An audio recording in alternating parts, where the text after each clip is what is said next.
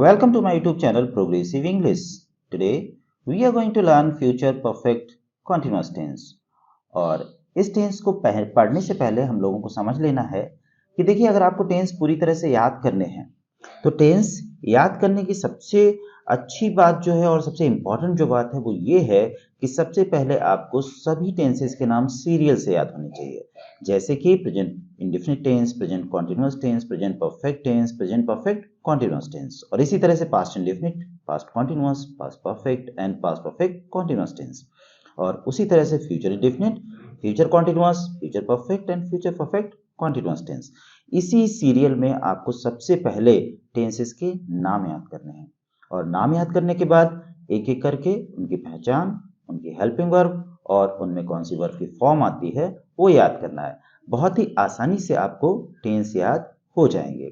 तो आज हम जो टेंस ये पढ़ने जा रहे हैं और ये कौन सा है, फ्यूचर परफेक्ट कॉन्टिन्यूअस टेंस। इस टेंस में हम सबसे पहले क्या पढ़ेंगे, इसकी पहचान पढ़ेंगे, इसमें कौन सी हेल्पिंग वर्ब आती है और इसमें वर्ब की कौन सी फॉर्म आती है, समय के लिए इसमें सिंस या फॉर का यूज करते हैं, कैसे करते हैं, वो सब हम इसमें पढ़ेंगे। तो चलिए शुरू करते हैं फ्यूचर परफेक्ट कॉन्टिन्यूअस टेंस। तो देखिए इस टेंस की पहचान क्या होती है, वाक्य के अंत में समय के साथ, ध्यान देना है इस बात पे कि समय के साथ जरूर याद रहना चाहिए कि समय के साथ कैसे। तो समय के साथ रहा होगा, रही होगी, रहे होंगे, ये शब्द आते हैं।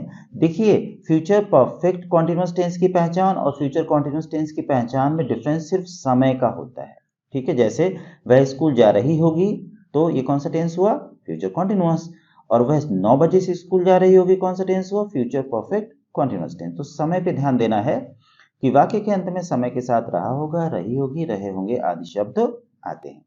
तो चलिए अब हम ये समझ लेते हैं कि अफर्मेटिव सेंटेंस में इसका स्ट्रक्चर कैसा होता है। देखिए सबसे पहले इसमें क्या आएगा, सब्जेक्ट आएगा, और इसमें जो हेल्पिंग वर्ब आती है क्या आती है, विल हैव बीन या शैल हैव बीन।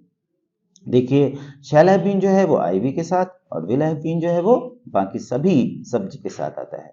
इसमें वर्ब की आईएनजी फॉर्म लाते हैं, ऑब्जेक्ट लाते हैं, और समय के लिए इसमें सिंस या फॉर लाते हैं। हम पहले बता चुके हैं कि सिंस जो है निश्चित समय के लिए और फॉर जो है वो अनिश्चित समय के लिए लाते हैं।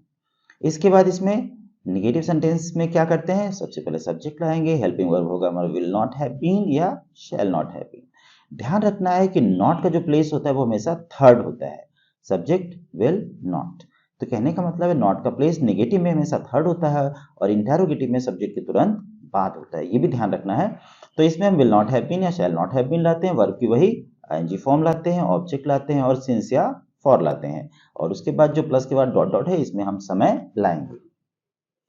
इंटेरोगेटिव में सबसे पहले हम क्या करते हैं, देखिए इंटेरोगेटिव में जो है सबसे पहले क्वेश्चन वर्ड अगर होगा तो आएगा, नहीं होगा तो नहीं आएगा। उसके बाद विल या शैल आना ही है, और फिर सब्जेक्ट आएगा, नॉट ब्रैकेट में है क्योंकि नॉट हो भी सकता है, नहीं भी हो सकता, होगा तो सब्जेक्ट के तुरंत बाद आएगा, और उसके बाद हैव बीन आएगा, वर्ब की आईएनजी फॉर्म आएगी, ऑब्जेक्ट आएगा और फिर सिंस या फॉर, और उसके बाद जो डॉट डॉट है इसमें हम समय लाएंगे और फिर लास्ट में क्वेश्चन मार्क लगाएंगे। इस तरह से आपको ये पता चल गया, इसमें हम हेल्पिंग वर्ब क्या लाते हैं, यानी विल हैव बीन या शैल हैव बीन लाते हैं और वर्ब की आईएनजी फॉर्म लाते हैं। बस 3 चीजें याद करनी होती हैं किसी भी टेंस में। कौन कौन सी, सबसे पहले हमें उसकी पहचान पता होनी चाहिए, और उसमें कौन सा हेल्पिंग वर्ब आता है हमें ये पता होना चाहिए, और उसमें वर्ब की फॉर्म आती है ये पता होना चाहिए। अगर ये पता चल जाता है तो समझ लो हमारा टेंस हमें याद हो गया। अब चलते हैं इसके एग्जाम्पल कैसे करने हैं देख लेते हैं। हाँ एक चीज और ध्यान रखना है कि इसमें हम जो सिंस या फॉर है कब लगाते हैं, निश्चित समय के लिए सिंस और अनिश्चित समय के लिए फॉर का प्रयोग करते हैं। अब ये निश्चित समय और अनिश्चित समय के लिए हमने प्रेजेंट परफेक्ट कॉन्टिन्यूअस टेंस में पूरी तरह से डिटेल में बताया है कि हम सिंस कब लगाते हैं और फॉर कब लगाते हैं। निश्चित समय क्या होता है, वहां पे हमने बताया कि निश्चित समय जो होता है पॉइंट ऑफ टाइम होता है, और जो अनिश्चित समय है वो पीरियड ऑफ टाइम होता है। पूरा अच्छे से पढ़ाया है आपको, अगर इसको समझना है तो प्रेजेंट परफेक्ट कॉन्टिन्यूअस टेंस का वीडियो देख लीजिएगा। तो चलिए अब शुरू करते हैं कि इसके हम ट्रांसलेशन कैसे करेंगे। तो देखिए सबसे हमारा पहला सेंटेंस है कि वह सुबह से पुस्तक पढ़ रहा होगा, जिसको कैसे ट्रांसलेट करना है, वह के लिए हम लाएंगे, सब्जेक्ट हमारा है ही, हेल्पिंग वर्ब आपको पता है लगेगा इसमें विल हैव बीन, और पढ़ रहा के लिए क्या लाएंगे, रीडिंग ए बुक, और कब से पढ़ रहा है? सुबह से। तो लाएंगे हम सिंस मॉर्निंग। आपको पता है मॉर्निंग जो है वो निश्चित समय है, इसलिए उससे पहले हम सिंस लाएंगे। तो he will have been reading a book since morning.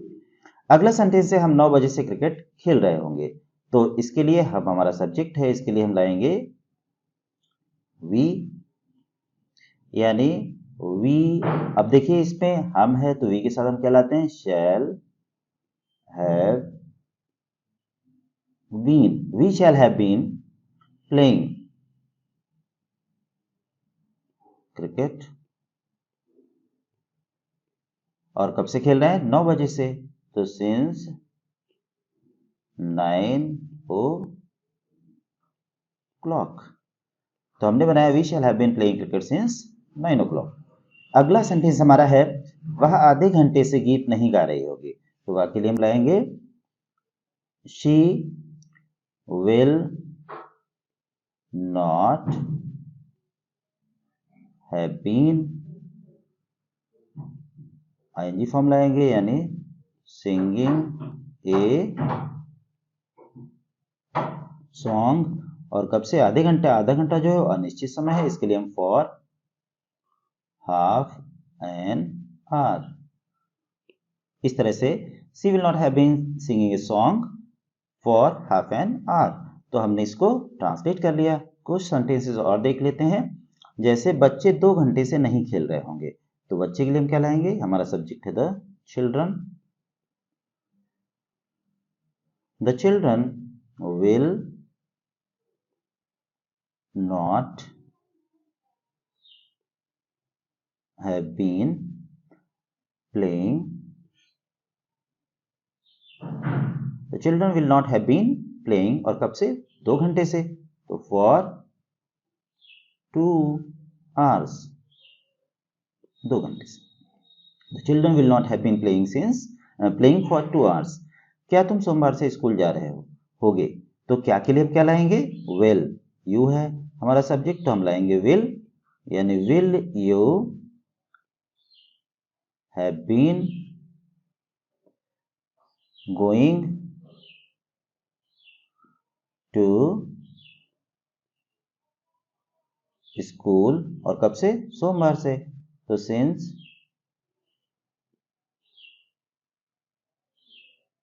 Monday, यानी will you have been going to school since Monday. तो इस तरह से हम इसको ट्रांसलेट कर लेंगे।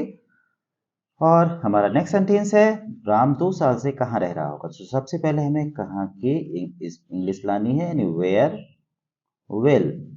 तो सबसे पहले हम इतना लाते हैं वेयर विल, और फिर लाते हैं सब्जेक्ट हमारा राम, और फिर पूरा हेल्पिंग वर्ब करेंगे। कैसे? हैव बीन लगाएंगे राम के बाद, विल हैव, यानी where will Ram have been.